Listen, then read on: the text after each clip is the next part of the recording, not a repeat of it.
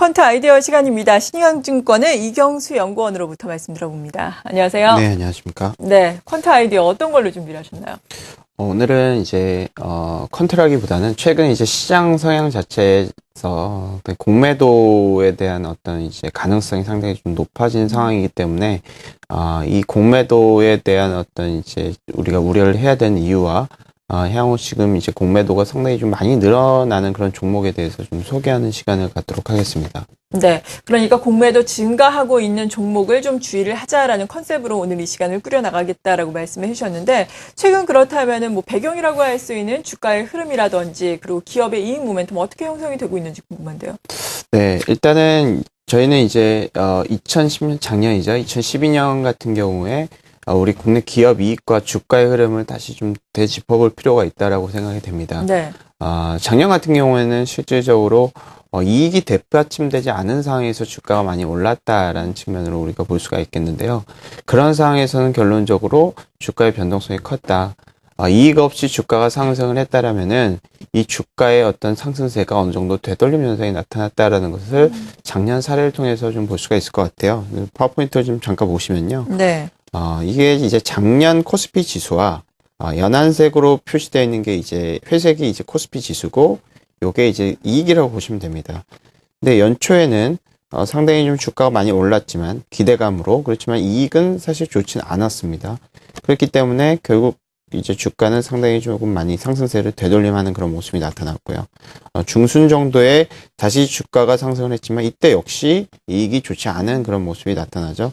그렇더니 결과적으로는 이제 코스피 지수가 다시 좀 재차 하락을 하는 그런 모습이 나타났다는 것을 우리가 좀 착안할 필요가 있다. 그러면 지금 현재로서 코스피 지수가 지금 많이 좀 상승을 하고 있습니다. 사실 추세적으로는. 그렇지만 이익이 어느 정도 좀 정체되어 있는 상황이기 때문에 주가와 이익은 한마디로 이제 주가라는 것은 펀더멘털을 100% 반영을 해야 되는데 일시적으로 베타의 움직임에 따라서 많이 반영할 수 있고 덜 적게 반영을 할 수가 있다는 측면에서 지금은 현재로서는 이제 주가가 이익 대비해서 좀 많이 오른 것이 아니냐라고 우리가 생각을 할 수가 있을 것 같아요. 그리고 이익이 조금 개선이 된 부분도 요것도 어떻게 보면 삼성전자의 효과가 상당히 좀 컸습니다. 이제 그래프를 또 다음 그래프를 좀 보시면요. 네. 요게 이제 코스피의 영업이익 전망치 추이고요. 오른쪽은 이제 삼성전자 이익의 전망치 추이입니다. 상당히 좀 다른 모습이 나타나고 있죠. 코스피 영업이익 그리고 삼성전자 영업이익은 코스피 영업이익은 계속 갈수록 이익이 하향 조정되고 있는 4분기도 마찬가지고요. 1분기도 어느 정도 계속해서 좀 하향되는 그런 추세를 그리고 있고요. 반면에 삼성전자 같은 경우는 상당히 좀 올라가는 모습이 나타납니다. 뭐 잘 아시겠지만 코스피 안에서 삼성전자에 차지하는 비율 자체가 20% 상당히 좀 높기 때문에 이 삼성전자를 제외하고 본다라면은 코스피의 이익이 상당히 좀 좋지 않다라는 것입니다.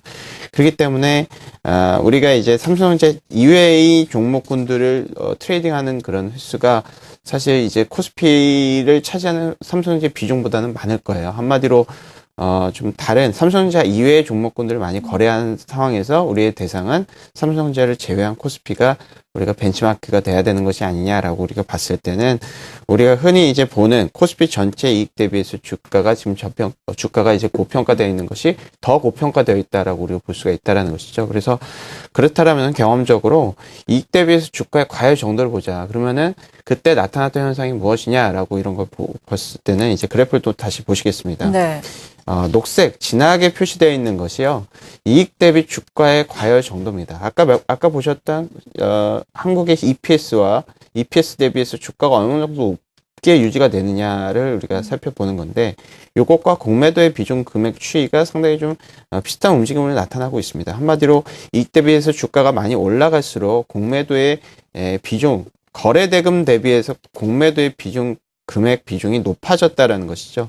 최근 같은 경우에도 이익 대비해서 주가 과열 동수가 높다 보니 공매도가 지금 높아지려는 그런 경향을 보이고 있습니다. 그렇기 때문에 우리는 이제 현재로서의 어떤 이제 시장 전망이라든지 뭐 여러 가지 심증은 있습니다. 연말에 대한 어떤 프로그램 물량이 너무 많이 들어왔다라는 것들 그리고 이제 어떻게 보면은 이런 매물이 출회가 되어야 되는 시기가 1월부터라는 것이 상당히 부담이 될 수가 있고 또 한 가지는 이렇게 이익 대비해서 주가가 좀 너무 많이 올랐다는 측면이 공매도를 야기할 수 있을 것 같아요. 그래서 저희는 이제 좀 현재로서는 공매도를 좀 주의를 해야 되는 그런 네. 시기가 아닌가 그렇게 판단하고 있습니다. 네. 그러니까 지금 뭐 이익 대비해서 주가의 상승이 워낙에 과도하기 때문에 특히나 삼성전자를 빼놓고 볼 때에는 더욱더 과도하기 때문에 공매도에 주의를 해야 한다라는 의견이었습니다. 공매도 그러니까 이 주가가 떨어질 것에 베팅하는 세력들이 더 많아진다라는 뜻인데요. 이렇게 공매도가 늘어나고 있는 종목들 그렇다면 어떤 것들이 있을까요? 네, 저희가 이제 그래서 공매도 증가 종목군들을 좀 예. 뽑아봤어요. 사실 항상 이제 종목을 이제 스크리닝하는 것은 좋은 것만 이제 매수 스크린을 좀 해서 제가 이제 공매도가 증가하는 종목군들 가져가서 조금 조심스럽기는 한데 네.